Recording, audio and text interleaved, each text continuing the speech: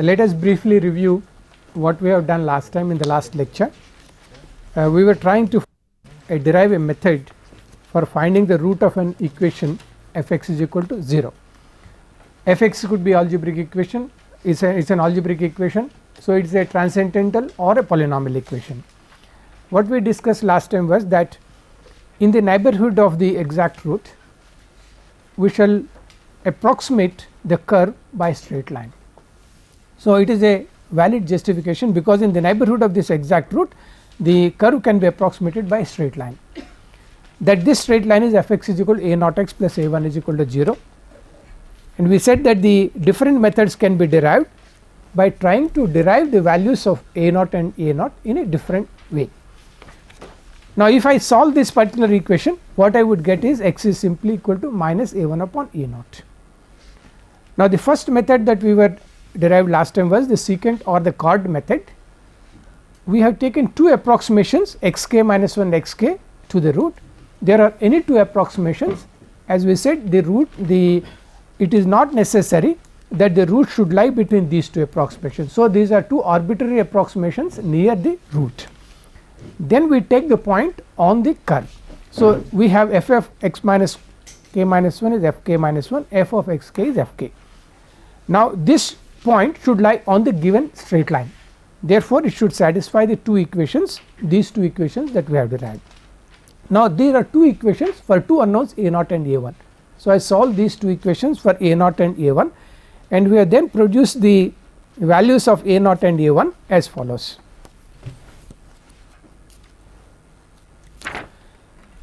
We have just subtracted the two equations and produced the value of a naught. Then from the first equation we have produced a 1 is equal to a naught. Therefore, since the solution of this equation is simply x is equal to minus a 1 upon a naught, we have then written the extra approximation as x k plus 1 is minus a 1 upon a naught. We substitute the values of a 1 and a naught that we have got over here, and I have written the a 1 in terms of a naught, so that division by a naught is easy here, cancellation is easy. So, I write this as x k minus f k upon a naught. I substitute the value of a naught that we have got in the previous slide. So, if I substitute it and simplify, this is what we have done last time. Now, here this cancels and I can write this particular form. We have also said that in one of these two forms, either of these two can be used. For computational purposes 3 is useful for us because it is simple, whereas for error analysis we would like to use the form of 2, which we shall see why it is convenient for error analysis. We call this a secant method. Now, I would briefly tell you also why we call it a secant method, what is its geometrical representation before we make some comments. Now, we mentioned earlier that x k minus 1 and x k are any two approximations to the root. The root need not lie in this particular these two values.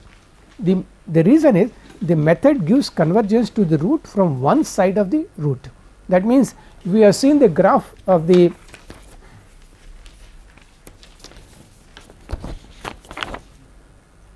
we have seen here that this is the root. Now, I take any two approximations on one side and these two approximations will converge to the root from this side or from this side. Now, what happens is if you by chance you take, because you may not know it, if we take the root lying between x k minus 1 and x k, it would take 1 or 2 iterations to go to one side of the root. So, it will go either to the right or left of the root and then start converging. So, we may lose 1 or 2 iterations before this actual procedure starts. Now, it is necessary to compare all the methods. The correct way of comparing these two methods are the cost of evaluation of the function. There are other costs are very trivial, because if you look at this method, I can say that there are 2 multiplications here, 1 division here and 2 subtractions here. So, it is very trivial because the number of total operations are simply 5 operations, which would not take even few microseconds. So, the cost of the computation of this is trivial, therefore, the only cost that will be expensive would be the evaluation of f x, which we expect it to be a very complicated function. Therefore, we shall say that the cost of this is evaluating one function, that is f of x k plus 1 at each iteration. Now, the computation of this, I mean, it is very easy to remember how this right hand side could be written next approximation. If you look at the 2 points,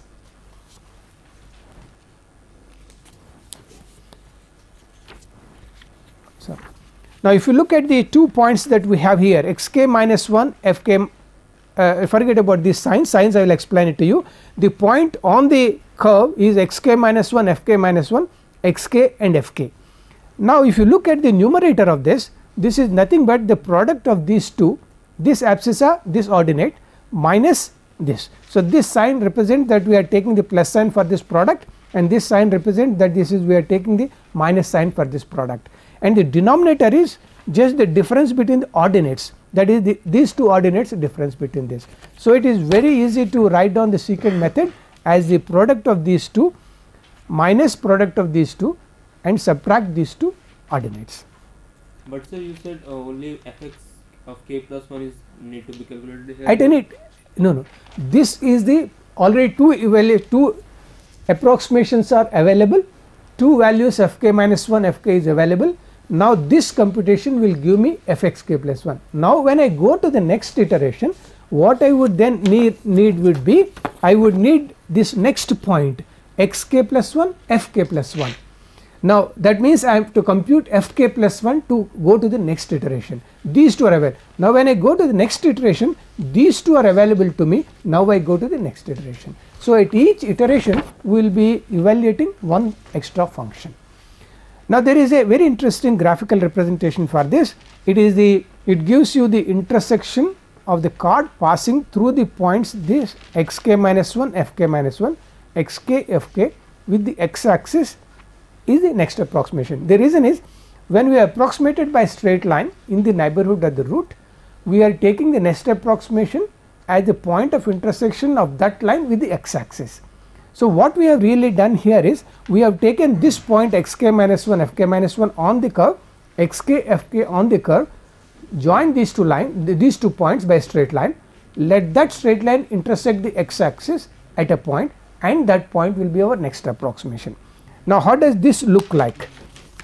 Now I have drawn this particular thing again here. I have taken a point x0. So x0 f0 is a point on the curve. This is another approximation x1. x1 fx1 is another point. Now according to this, I must join these 2 points on the graph, that is x0 f0 x1 f1, join this, and this straight line intersects the x axis at x2. Now I find the point x2, that is one evaluation fx2, then I join the point x1 fx1 x2 fx2. Now it goes in a sequence, we are not testing whether the root lying or anything, we are just going in a sequence, that is all. Then x1 fx1 x2 fx2, we join these two, draw a line, and it will cut at x3. Now I take fx3, I join the point x2 fx2 x3 fx3 and so on. So the convergence will be going from this side to this particular root. So that is the what's known as the secant method, or simply the chord method. And as you can see here, the convergence to the root is from one side. If the graph was different, the convergence would be on the other side. So we do not know from which, because we do not exactly know how the graph is for a particular function, we do not know from which side it is going to converge. Now we can modify this secant method, and very minor modification we make, and then we shall call this as a regular falsi method, that is called regular false position method. And in this method what we do is, in the secant method we said that the root need not lie between any approximation xk minus 1 xk, but in regular falsi we will force that the root should always be within the particular interval. So if I start with xk minus 1 xk, xi must lie between xk minus 1 xk. Then what I will have to do, I will compute my f of xk plus 1.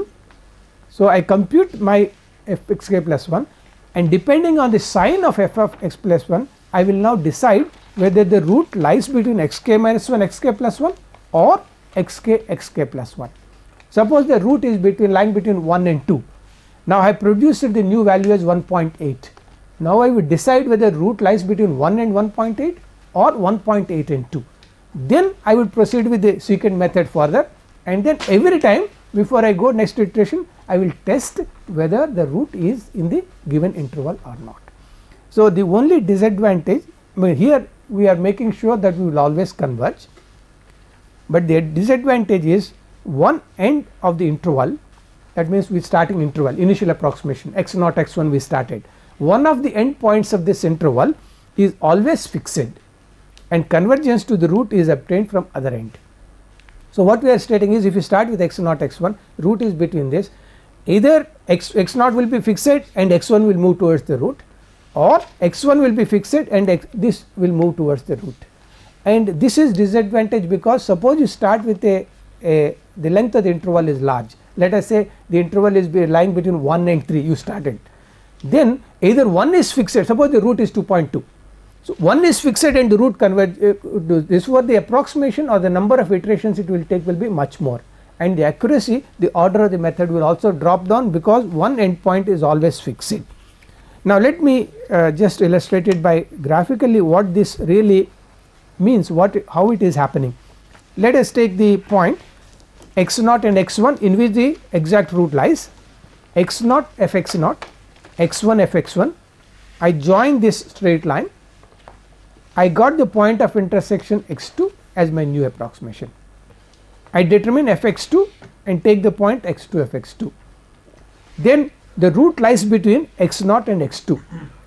Since the root lies between x naught and x 2, I now throw away the interval x 2 to x 1. Now I consider x 0 f x 0, x 2 f x 2. Now I join these 2 points again. It will now intersect at x 3. Again I test whether the root lies between x naught x 3 or x 3 x 2. Root lies in x naught x 3. Therefore, I now consider x 3 f x 3, then join the line x 0 f 0, x 3 f x 3, next will be iteration. Now, you can see in this iteration process this end point x 0 f 0 is always fixed, it is only the other approximation is moving towards this. This is what we meant by saying the disadvantage of the Regula-Falsi method, that the one end of the approximation is always fixed. Therefore, if you want a good accuracy in Regula-Falsi, we must have a sufficiently small interval so that the accuracy achieved is high. Otherwise, it is going to take lots of iterations in order to have the convergence, because in fact we are going to show in a later lecture the convergence rate of Regula-Falsi method is lower than the secant method. So, what we really was saying is that if both the methods converge, secant method is going to be faster than Regula-Falsi method, and we know the reason why it is happening, but we will be able to show mathematically that the secant method is going to be faster than the Regula-Falsi method. Now, let us take a simple example. Let us take the equation f x is equal to x cubed minus 5x plus 1. Now, this example we have tested it earlier. We can show that f of 0 is 1. I can just write down what is the values of f of 0 here. F of 0 is equal to 1 here, and f of 1 I can substitute 1 here, and this gives you minus 3.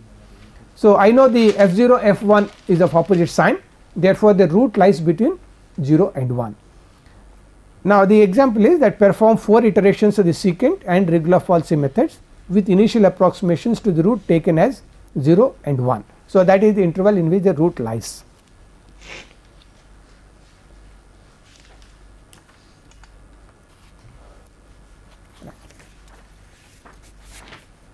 Now, we compute first f of 0, that is 1, compute f of 1, that is minus 3. Now, to just illustrate it, now we have the value, the x 0 is the abscissa, the value of the ordinate is 1, then we have the abscissa is 1, ordinate is minus 3. Therefore, the next iteration would be the product of these two, 0 into minus 3 minus 1, that is numerator, and the difference between the ordinates minus 3 minus 1. So, the denominator is minus 4. So, we take this product with a positive sign, this product with a negative sign, and then I find the ratio of this, that is 0.25 is my next approximation. Now, I determine f of x 2, that is f of 0.25. I evaluate it, substitute in the given polynomial, and I get this value. So, what I now have, the next value is 0.25 as the abscissa and I have the ordinate as minus 2.234375. Now by proceeding forward I multiply these two with a keep a positive sign, multiply these two and multiply by negative sign and then divide by these two ordinates. So I can now produce the next value x3 as this value minus this is equal to this. Now I compute f of x3, that is the whatever we have given the polynomial as x cubed minus 5x plus 1. Then I compute the next iterations, I have just given it to you, I have not written these details. X4 comes out to be 0.201736, x5 is 0.201640. Indeed this is accurate to all the decimal places, we will see later on. So the application of the secant method is very simple.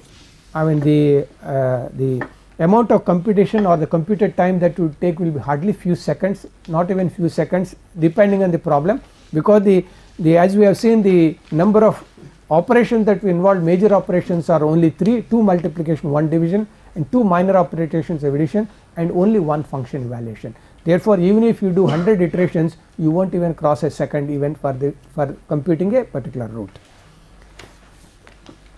Now let us do the same thing by Rigler-Falsey method. So we started with x0 is 0, x1 is 1. So the first step is the same, that is your evaluation of the first one, the first step will be the identically same because this will be the same. So I would therefore have x2 is 0.25, f2 is minus 234375. Now I will determine whether the root lies between 0 and 0.25 or it lies between 0.25 and 1. I find f0 f2 is negative, therefore the root should lie between 0 and 0.25. When once I decide that the root lies between these two, in actual computation if you are writing a program for this one, you will initialize the right hand side as 0.25. You started with x0 AB as or x0 x1 and if you take it then right hand side is initialized as the new point, so that the same formula can be repeatedly used. You can put it in loop and then come back and then do it. So you can reinitialize this as the new value. If the left hand side is changing, you will change accordingly the left one, so that the same formula is written in the program. So now I compute x3 with these two values. That means now what I am taking here is 0, 1 and I am taking 0.25 and minus 0.234375. So now you can see the secant method and this the difference. In sequence method we are taking one after the other in sequence, x0, x1, x2, x3, there is no testing. Here everything will change depending on where the root lies. Therefore the root lies between 0 and 0.25, therefore this way. Now you can guess one thing here, that this right hand side has moved, left hand side is fixed. So in all our future iteration 0 will be always be retained. Now you can see x3 compute 202532, f3 is minus 0.043252, that is the value of f3. Now again f0 f3 is negative, therefore the root lies between these two values. Now I given the next values as x4 as this and x5 as this, and we have seen that the end point 0, the left end point 0 is always fixed. Now we have now derived the secant method and a variation to it, so that the method if converges, secant method converges faster than the Rigler-Falsey. Now in many problems this convergence may not be sufficient for us, that means it is not converging sufficiently faster for us in a particular problem. So we would like to have some methods which converge faster than the secant method. One method is called the Newton-Raphson method. In the deriving the Newton-Raphson method, in literature you will be surprised that Newton-Raphson method is also today one of the most powerful methods for finding a root of the equation. We will see later on a multiple root of the equation or a system of nonlinear algebraic equations. This method can be adopted to that one. So we will see why it is so. Even though higher order methods available, we still prefer this because of some reason. We assume that the derivative of f dash x can be obtained. So that means given fx, and will differentiate it and get f dash x. Then I will use f x and f dash x to find the straight line. We are still doing the approximation by straight line. So, I will try to evaluate a naught and a 1 that is there in the equation of straight line by using the data of f x and f dash x. Therefore, I need one approximation only for using the Newton-Raphson method. Let x naught or x k be any first approximation. If x k is the approximation, I substitute in given polynomial approximation, that is your linear polynomial. F k is a naught x k plus a 1. Now, I differentiate a naught x plus a 1, derivative is simply a naught. Therefore, f dash at x k is going to be constant, that is a naught. Therefore, a naught is found, a naught is f prime of k. Then I can find a 1 from the first equation as f k minus a naught f x k. So, because the equation we have approximated by straight line, its derivative is only a constant. Therefore, derivative at that point wherever the approximation is simply a naught. Now, the value of x is next approximation is minus a 1 upon a naught. So, I would therefore write x k plus 1 is minus a 1 upon a naught.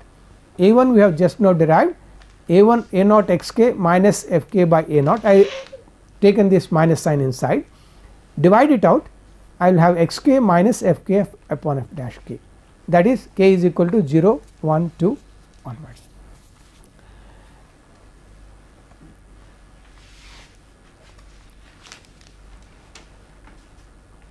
Now, before we make a comment on the application of this, let us see how this is same as the saying that we are now approximating by straight line in the neighborhood of the exact root.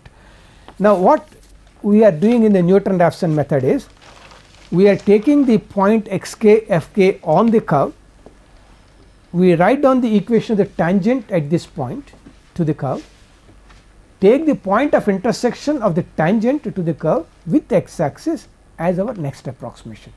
So, I take the point x 0 starting approximation, x 0 f 0 is my point on the curve, then I draw the tangent to the curve at this point. Now, this line meets the x axis at x 1, this is my new approximation. Now, I take the point on the curve x 1 f x 1, I draw again the tangent at this particular point, this tangent cuts the axis at x 2. Now, this is my next approximation. So, I continue on and then approach the root xi here. This is the graphical representation of the Newton-Raphson method.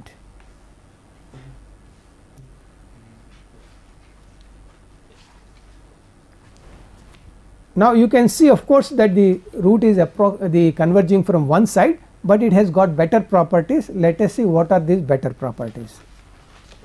Now, first of all, the computational cost. The computational cost has increased compared to secant method. We have to evaluate one function and one derivative. Given a x k, we need f of x k and f prime at x k. So, the cost of evaluation has gone up by one function and this, but we shall show later that the Newton-Raphson method, the rate of convergence is higher, much higher than the secant Regla-Falsy methods. Therefore, since we get faster convergence for this, we do not mind if the Newton-Raphson method take 10 iterations, and whereas secant method has taken say 15 iterations. So, if you are talking about the cost, secant method will be taking 15 function evaluations, but this has taken 10 iterations, but the total evaluations are 20, but the number of iterations that you will be taking will be much less. So, that the total cost that we are computing when you get the final answer would be much less for the Newton-Raphson method than for the secant or the Regla-Falsy methods. Now, let us repeat the example that we have just now done it. So, find the real root of the equation x cubed minus 5x plus 1 is 0, the same example, but I am starting with giving an initial approximation as 0.5 using 3 iterations of the Newton-Raphson method. Now, here the idea is once you have found out the interval in which the root lies, we arbitrarily take any point in this interval as our starting approximation. In fact, an idea will be given when you write down say f of 0, let us say it is lying between 1 and 4, f of 1 and f of 4 is known. Which one is closer to 0 will be that particular point. Suppose the value of the f at 1 is, so let us say minus 0.5, f at 4 is plus 1.5. The root lies between this, but 1 is closer to 0. Therefore, I will take a value closer to 1 as my initial approximation. So, that will reduce the number of iterations.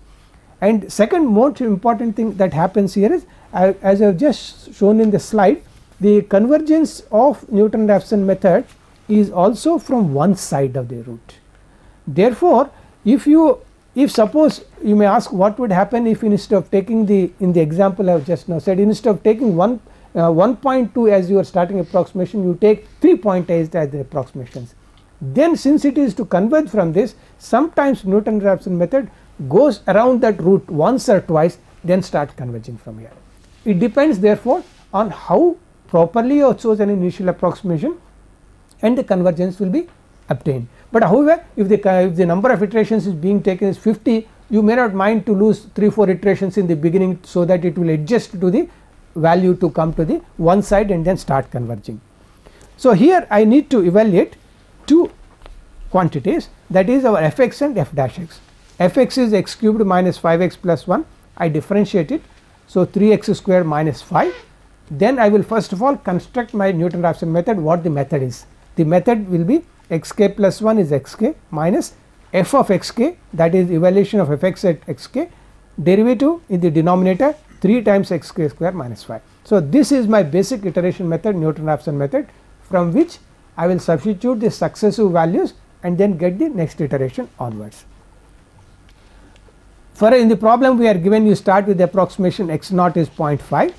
So, we will substitute x is equal to 0.5 in this and write x1 is equal to x naught minus x0 whole cube minus 5 times x naught plus 1 by 3 times x naught square minus 5, and we simplify this and get 0.176471. Now, I use this value of x1 to compute the next approximation from here for k is equal to 1. When k is 1, I have x2 is equal to x1 minus x1 cubed minus 5x1 plus 1 by 3x1 square minus 5. Now, I compute this by using this x1 and I produce this value, and I have not written the third iteration, the steps, but the third iteration value is 201640, which is the same value which you obtained in the two other cases, but with 5 iterations which we have obtained over.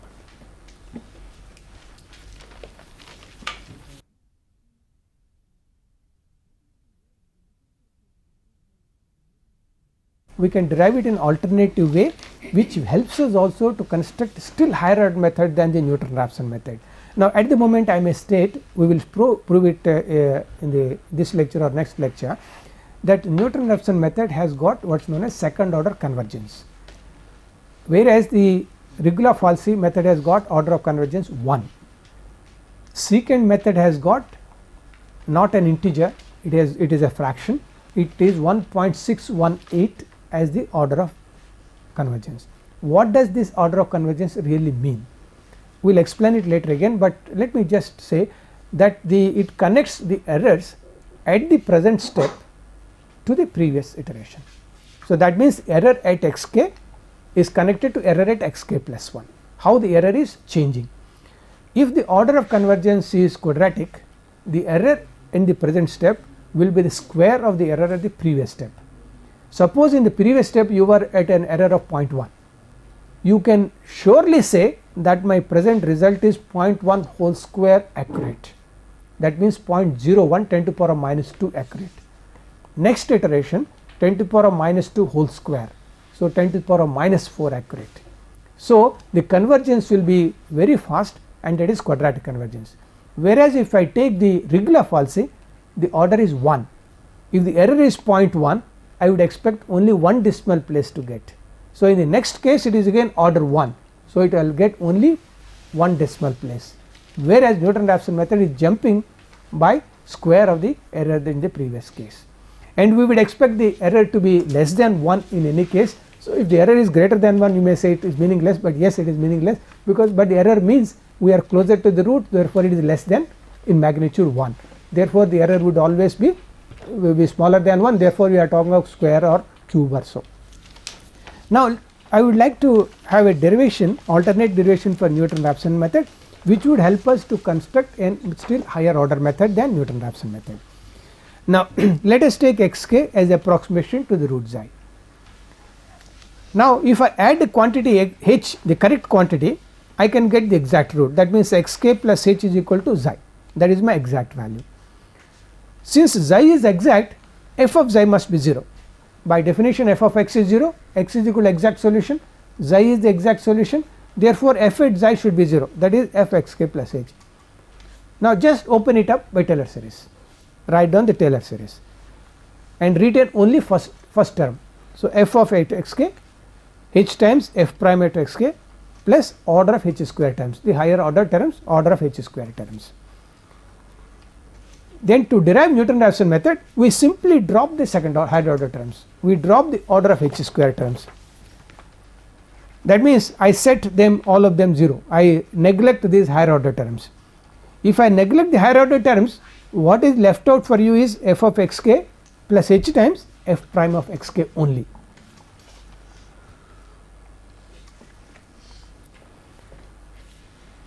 Now if I neglect these higher order terms, what I would get is f of xk plus h times f xk is equal to 0. I solve for h. Now this is an approximation, h is equal to minus f of xk by f dash of xk, but mind you h is here an exact value, but here we have now approximated in this, therefore whatever I got here is not exact h but an approximate h. Now the new approximation therefore will be xk plus h is the new approximation, because this what I have got here is not the exact value of h. So what I am getting here is not the exact xi but an approximate xi. So the next approximation will be, I will put it here, xk plus 1 is equal to xk plus h, therefore xk minus f of k minus f dash k. Therefore simple Taylor series would give me the alternative method of deriving the Newton-Raphson method. Of course we just make a comment here that if the initial approximation is far away from the root, then the iterations may diverge. For example, the root lies at minus 10. If I start the approximation on the positive side with plus 5, the root is 15 units away. Therefore we may not expect the Newton-Raphson method or the secant method to converge at all. Therefore the approximation, initial approximation should be closer to the root, and that will be obtained of course by using the initial value, the theorem that we have given, the intermediate value theorem. We can use the intermediate value theorem and get the root. Now let us go to the methods which I can construct superior to Newton-Raphson or the secant method, which I would call them as iteration methods based on second degree equation for the solution of f x is equal to 0. Now in the earlier discussion we said that in the neighborhood of the root I can approximate the curve by a straight line and then obtain the methods, but now I would say I would like to take a better approximation than a straight line. The better approximation than a straight line is a parabola passing through 3 points, which is nothing but a second degree equation. So instead of approximating by a linear polynomial, I will approximate x by a quadratic polynomial which will be a parabola, that is a second degree equation. Now to get higher order approximation than this, we approximate the curve in the neighborhood of the exact root by parabola, which is a second degree equation. So I will take the second degree equation as a naught x square plus a1x plus a2, where of course a naught is not equal to 0, otherwise it is going to be linear polynomial, and these 3 parameters are to be determined. Now again the way in which you determine these 3 parameters a naught, a1, a2 would design a new method, and which we can call by different names. Now the first method is called the Chebyshev method. Now in logic the Chebyshev method is simply this: the alternative derivation of Newton-Raphson method we are given using the Taylor series. What Chebyshev method says is, instead of taking order of h square neglecting, use order of h square terms also but neglect order of h cube. Keeping the second order terms would imply that we are approximating the curve in the neighborhood of the root by a quadratic curve, that means a second order polynomial approximation. I am deriving it here in a different way, the values of a0, a1, a2 different way. We start with only approximation xk. Now when we have derived the Newton-Raphson method, we said let us assume that f derivative exists and evaluating f dash xk. Now in Chebyshev method we say let one more derivative exist, that means second derivative also exists, that is f, f prime, f double prime. So we will use the three values f, f prime and f double prime. So fk is a0 xk square plus a1 xk plus a2. I differentiate the given approximation. I will get here 2 times a0 x plus a1. So at the point xk I will get f prime at xk 2 times a0 xk plus a1. Differentiated once more, I simply get 2 times a0. So the second derivative at xk is 2 times a0. Therefore this gives us 3 equations in which we can find the solution of a0, a1, a2 in the backward direction. The last value, last equation gives us a0 is half of f double prime at k. a0 is determined. Substitute in the previous equation, I will get a1 is equal to f prime of k minus twice a0 xk. So I bring it to this side. Then the a0 is f prime k, f double prime k by 2. I substitute it here. So a1 is simply f prime of k minus xk f double prime of k. Now I will use these two values of a0 and a1 over here and find my a0 from here.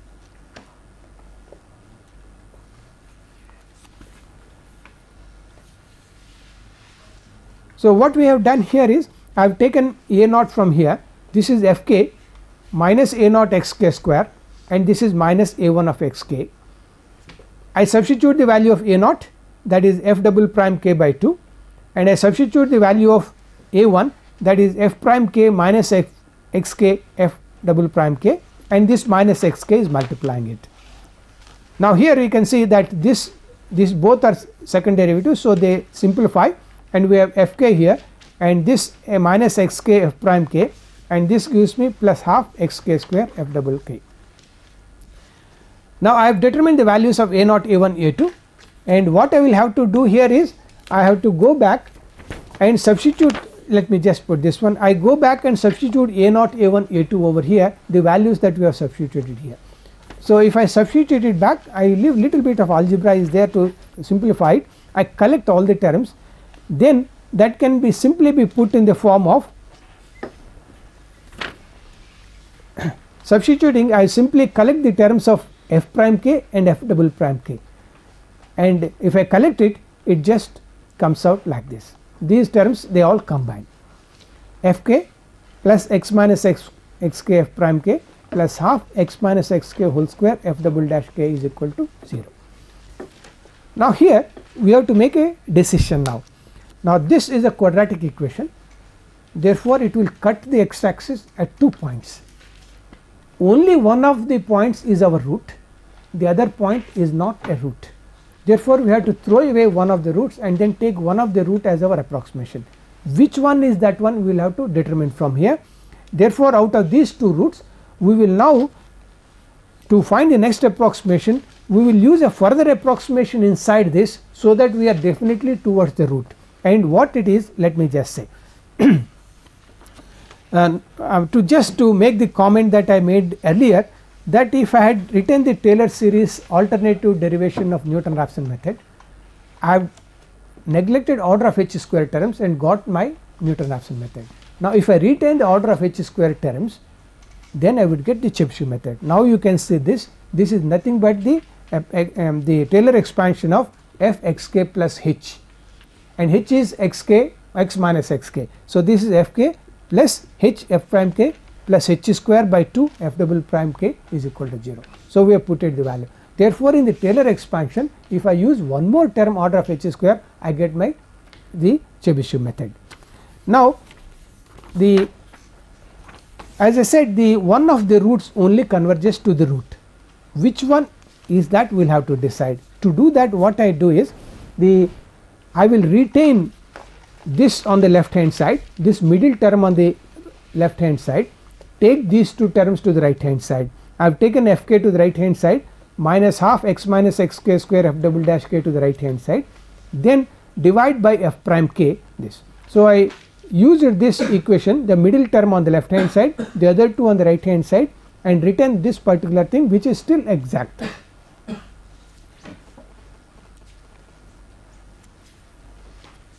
Now, I will define my next approximation as I put replace x by x k plus 1 x this x by x k plus 1. So, I write the next approximation as x k plus 1 here, x k plus 1 here, that is what x k plus 1 here, x k plus 1 here, that will give me the next approximation. Now, it is still in x k plus 1, quadratic in x k plus 1. It is here I will now make an approximation wherein I will use here one of the approximations which is surely converging to the root. That means either a Newton-Raphson method or a secant method, I will insert it over here so that it will now become explicit. Left hand side is only x k plus 1, right hand side will be in terms of x k only. On the right hand side we approximate x k plus 1, this x k plus 1 by the Newton-Raphson method, that is x k plus 1 minus x k is minus f k by f prime k, that is our Newton-Raphson method. This I brought x k from the right hand side to the left hand side. So, x k plus 1 minus x k is minus f k divided by f prime k. So, I would like to replace this x k plus 1 minus x k by the Newton-Raphson method, which says that this can be approximated by minus f k by f prime k.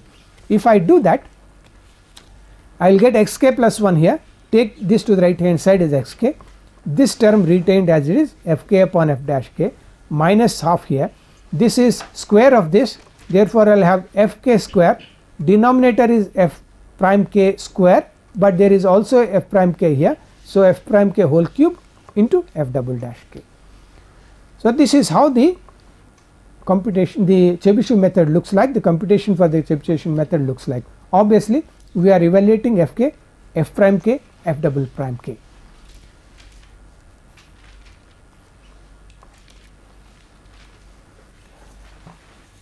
Now, we would like to make a comment here that we have replaced it by the Newton-Raphson method. I made a remark earlier that Newton-Raphson method is of second order accurate. So, I have used a second order accurate method here and then got this one. I will show later on that this method now becomes a third order method. That means, the error at each step is now reduced by factor of whole cubed. So, this is the next higher order than the Newton-Raphson method. But if I use in place of Newton-Raphson method a secant method or Regula-Falsy, the order of the method falls down from 3 to 2.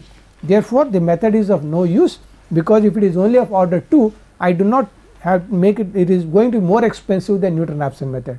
Newton-Raphson method is of order 2, but here it is more expensive. Therefore, if it gives me next higher order method, I will be willing to use one more function evaluation and then get the next higher order method, because the convergence number of iterations will be much less.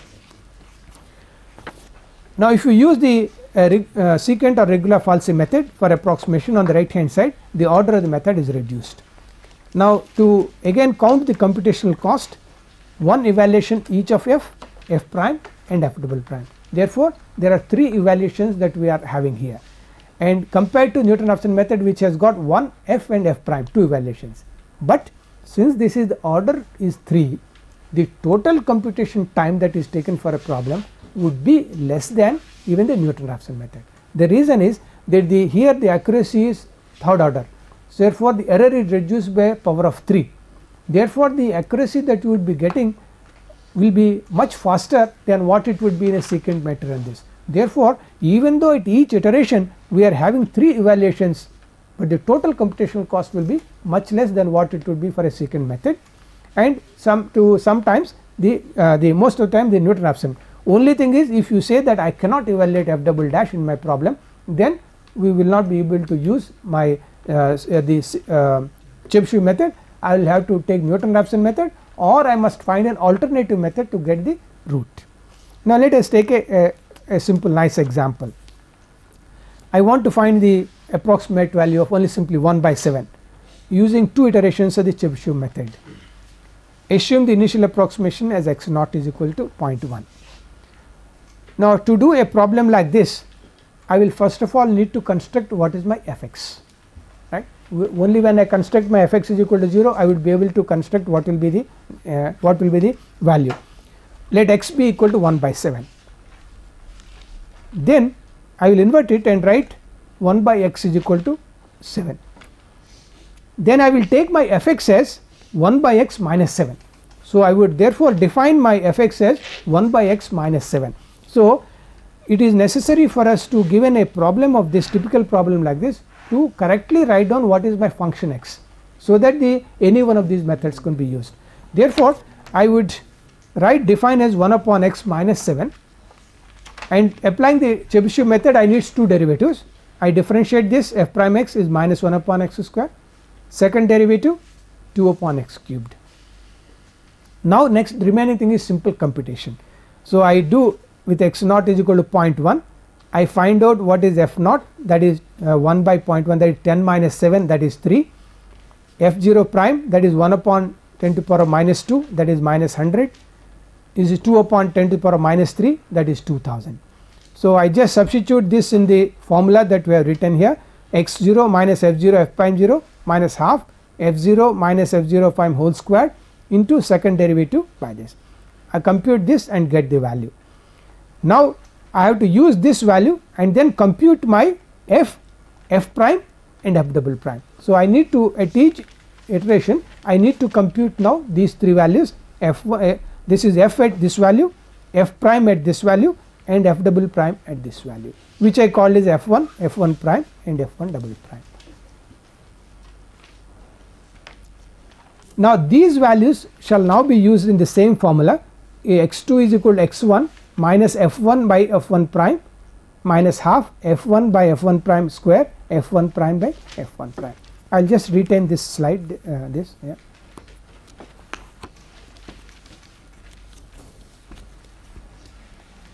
No, I will bring it down, little bit down.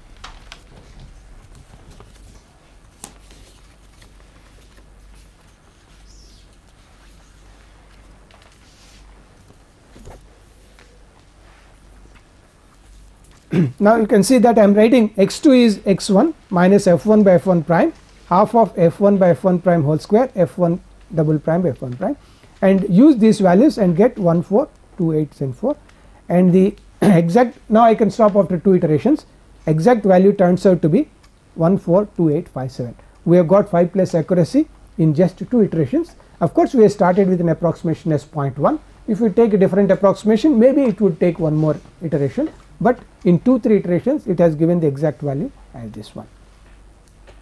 I think we shall stop it for today.